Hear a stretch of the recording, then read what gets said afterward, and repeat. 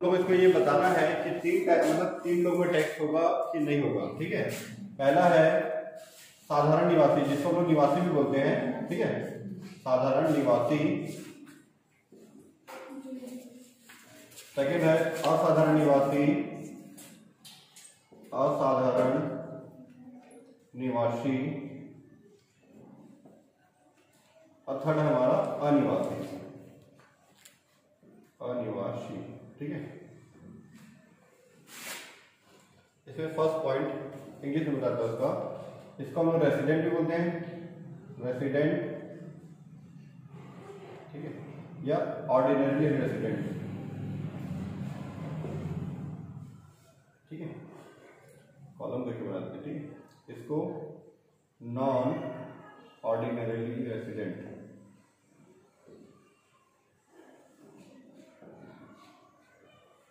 और ये non resident.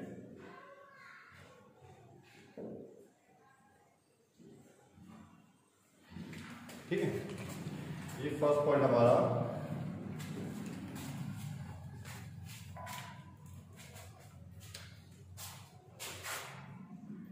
मेरे हिसाब से देखना। ठीक है, उसमें तो 8 पॉइंट दिया हुआ है, मेरे हिसाब से 3 पॉइंट में बन जाएगा।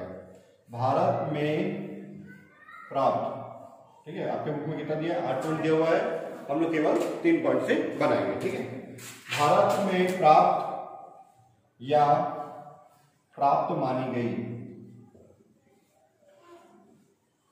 प्राप्त मानी गई। ठीक है, अर्जित या अर्जित मानी गई।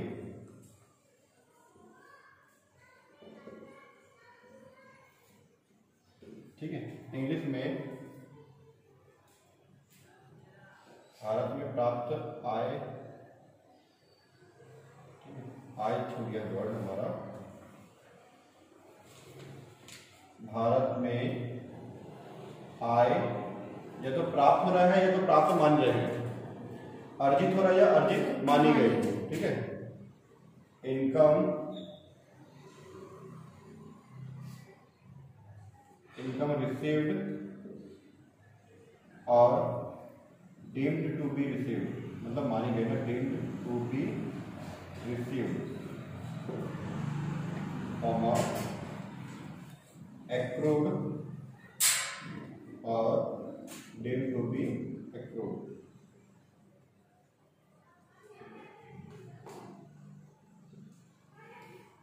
ठीक है, in India, Bharat in India. तो तीनों टैक्स देते हैं, ये भी टैक्स देता है, ये भी टैक्स देता है, ये भी टैक्स देता है। चाहे साधारण निवासी हो, चाहे असाधारण निवासी हो, चाहे वो अनिवासी हो, तीनों टैक्स देते हैं। ठीक है, second,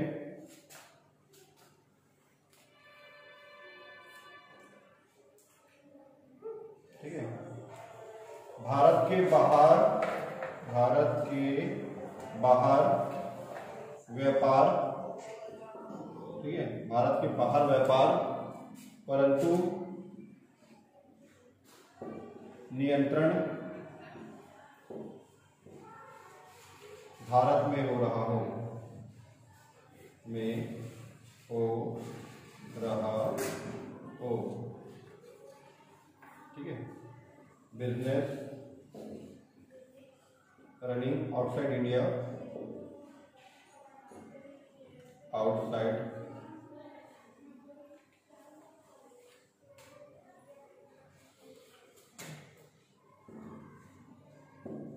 but control in India.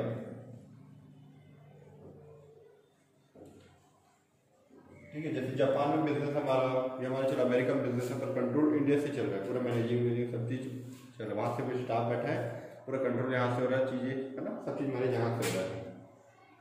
तो ये दोनों टैक्स देते हैं, टैक्स नहीं देता हूँ। ठीक है, तीसरा, जैसे इसका अपोजिट, भारत के बाहर प्राप्त आय, प्राप्त या अर्जित आय, भारत के बाहर प्राप्त या अर्जित आय। ठीक है, भारत के बाहर है, ठीक है। इनकम रिसीव्ड और accrued outside India, outside India के बाहर हो रहा हो, बस ये टैक्स देगा, ये दोनों टैक्स नहीं देगा, ठीक है।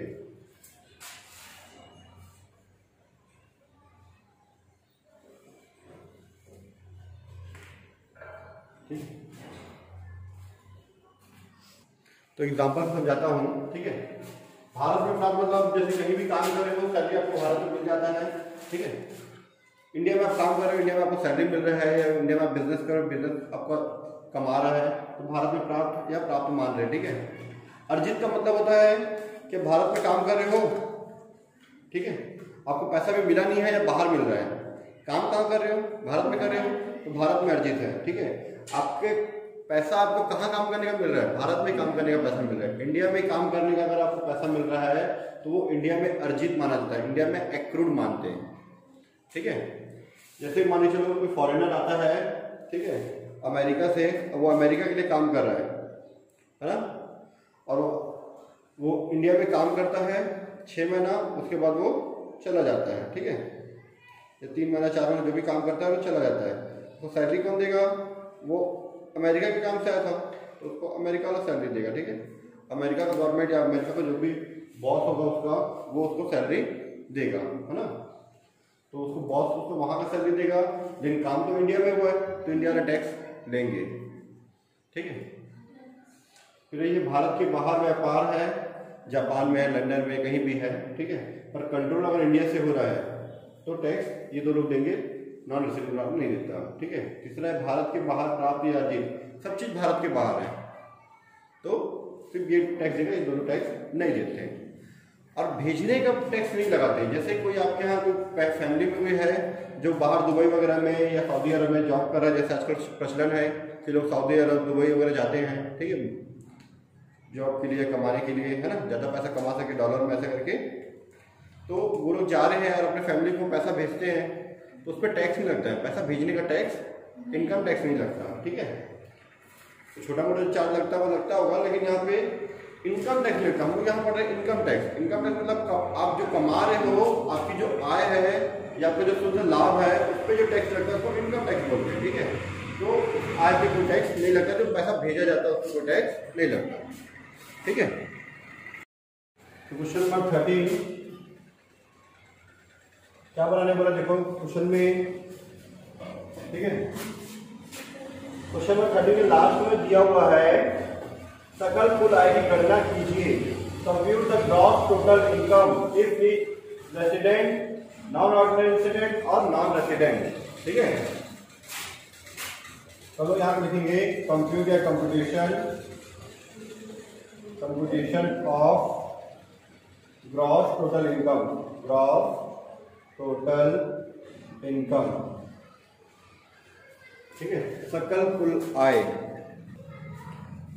गत वर्ष को बोलते हैं हम लोग प्रीवियस ईयर, प्रीवियस, ठीक है, प्रीवियस ईयर 2019, 20 और असेसमेंट ईयर, पिछले साल जो कमाते हैं इस साल उसकी गणना करते हैं, उसको बोलते हैं असेसमेंट ईयर 2020-21, ठीक है। जैसे आज का डेट है 11 दिसंबर 2020, ये है 2020-21 चल रहा है, क्योंकि 2020-21 मतलब 1 अप्रैल 2020 से चालू, 2021 में खत्म होगा 31 मार्च को, इसी के बीच में डेट आता है। तो अभी 2020-21 में हम लोग पिछले साल जो कमाए हुए इनकम है उस पर टैक्स लगा रहे हैं, ठीक है। जो पिछले साल हम लोग कमाए हैं उस पर टैक्स लगा रहे हैं, ठीक है। नंबर 13, अब ऐसे 3 कॉलम खींच लो,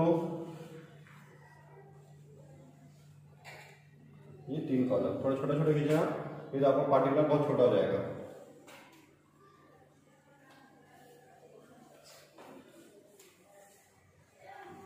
ठीक है। Ordinary resident, non ordinary resident और ये नॉन रेसिडेंट, ठीक है। पूरा फुल फॉर्म लिखना आप लोग ना, और ये पार्टिकुलर्स। फर्स्ट पॉइंट क्या दिया क्वेश्चन में, हमारा फर्स्ट पॉइंट दिया हिंदी में, एक कंपनी से भारत में वेतन से आय, है ना, इंग्लिश में लिखा है income from salary in India from a company. Income as it is question लिख लेना। देखो क्वेश्चन में लोग शॉर्टकट कर सकते हैं, पर इतना माइंड लगाने की जरूरत नहीं कितना शॉर्टकट करें। क्वेश्चन तो दिया पूरा एज इट इज छाप देना, ठीक है। Income from salary, income from salary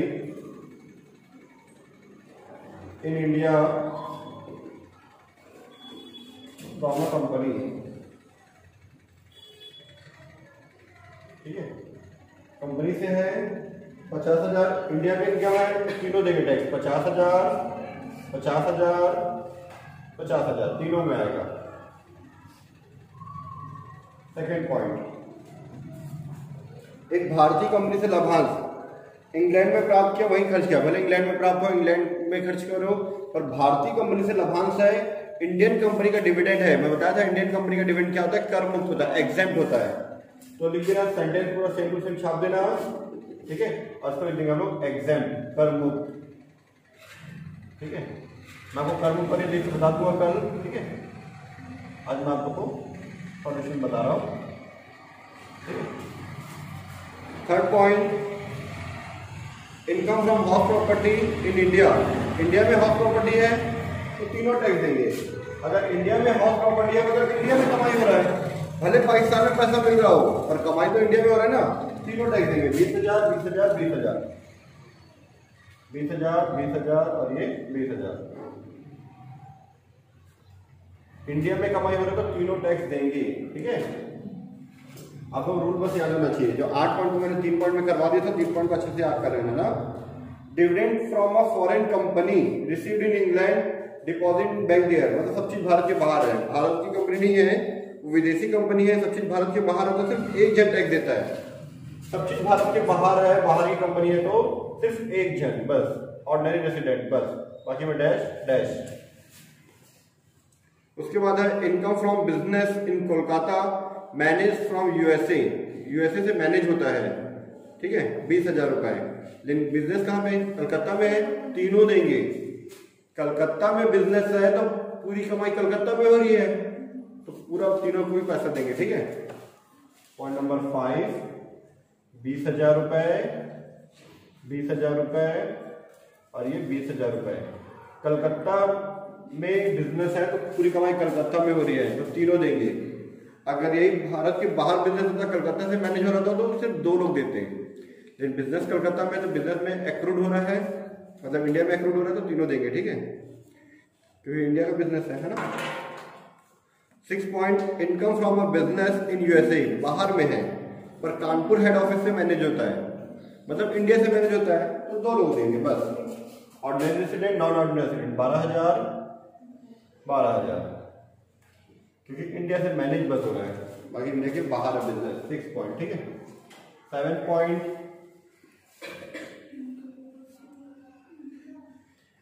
income was earn in Australia and received there but brought into bank, it's for India, ठीक है। आय ऑस्ट्रेलिया में कमाई गई, वहीं प्राप्त की गई, परंतु भारत लाई गई। बताया ना, भारत लाने का टैक्स नहीं लगता, भारत लाने का टैक्स नहीं लगता, लेकिन ऑस्ट्रेलिया में कमाए हैं, वहीं प्राप्त किए हैं, तो 1 जन पर टैक्स देगा, ये बन देगा। बाकी ये दोनों डैश डैश। कितना दिया है, 25,000 रुपये, 25,000 रुपीज, ठीक है।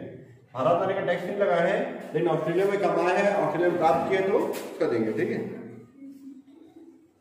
His maternal uncle sent a bank draft from France as a gift to him on his marriage, ठीक है।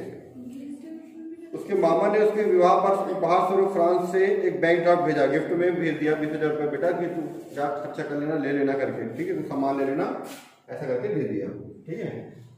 तो पैसा भेजने का हम लोग एंट्री नहीं करते, हम कमाए नहीं था उसको, नहीं, वो कमाए हैं, ठीक है।